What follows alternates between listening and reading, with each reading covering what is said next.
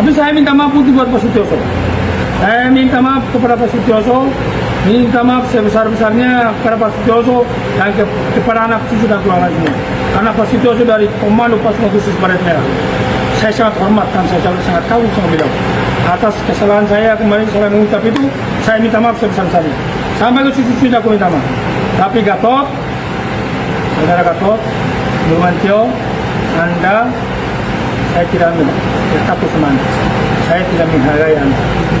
Ya, jadi kenapa saya bisa begitu? Karena saya bengis banget gitu loh. Ya, bengis banget loh. Nah, aku salah apa? Aku nggak salah, nggak punya salah dengan Pak Gatot loh. Pak Gatot sampai bicara premanisme, apa, kurang ajar, apa?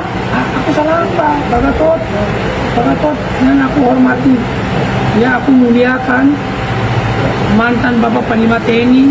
Oh, saya sedih loh. Pak Gatot bisa sangat luar biasa kaya, gemas. Ayah saya punya kesalahan yang patut. Aku juga punya manusia biasa. Aku sekarang ini memperbaiki diri menjadi orang baik. Makanya tempat saya ini sudah 17 tahun tidak pernah putus dengan anak yatim piatu. Saya bolak-balik tanah suci. Saya bawa orang, bukan saya bisa umroh. Saya bawa orang cuma saya bawa 40 orang, 30 orang, 20 orang saya ajak kasih umroh mereka. Dan uang halal, nggak ada uang haram. Kalau ada uang haram, yang dudukkan lapor ke Pak polisi. Kok Pak Gatot kok Pak Sutioso kayaknya diam aja, Pak Gatot kayak orang kebakaran jenggot gitu. Jadi saya sedih juga sih kok Pak Gatot kaya sama saya, kayak saya punya dosa dengan Pak Gatot loh. Saya tidak sebut nama Pak Gatot loh. Tolong Pak Gatot jangan mengganggu saya. Pak Gatot bisa habisin saya yang sangat luar biasa. Kasih Pak Gatot bicara masalah peristiwa Depok pembakaran mobil polisi.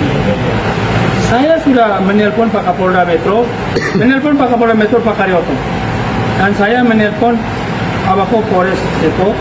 Saya minta tindak mereka habis, tangkapin mereka semua yang terlibat di balik penyerangan mobil polisi yang dibakar.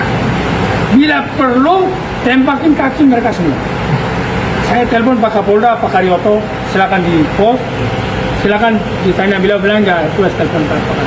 Saya mendukung Pak Kapolda Metro Jaya dan untuk bertindak tegas terhadap semua namanya premanisme. Saya mendukung.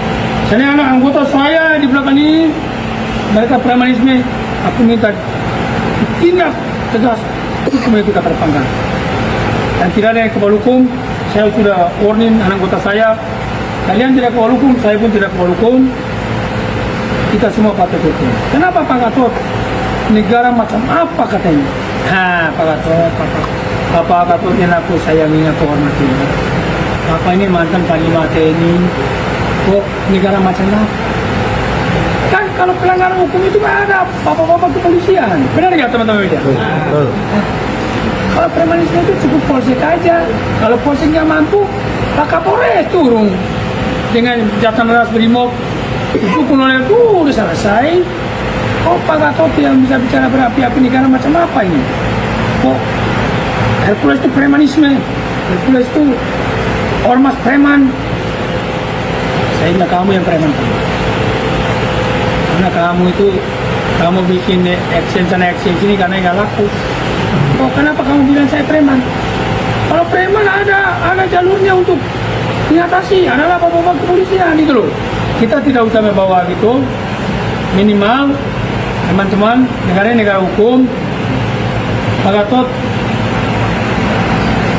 memperbaiki koreksi statement itu, dan saya juga menahan diri memperbaiki koreksi apa statement saya salah.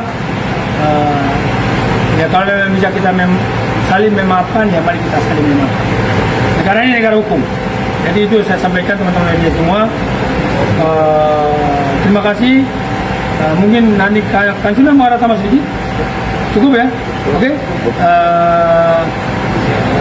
Salam Indonesia. NKRI, harga mati. Dan Prabowo, Gibran, rakyat Indonesia ada di belakang. Kita doakan Bapak kita, Bapak Prabowo, Presiden kita, dan Mas Gibran, mereka berdua mudah-mudahan sehat selalu, panjang umur. Mereka berdua bisa bekerja untuk Indonesia, bekerja yang untuk rakyat Indonesia. Dan mereka berdua milik Indonesia, milik rakyat Indonesia, milik kita. Terima kasih.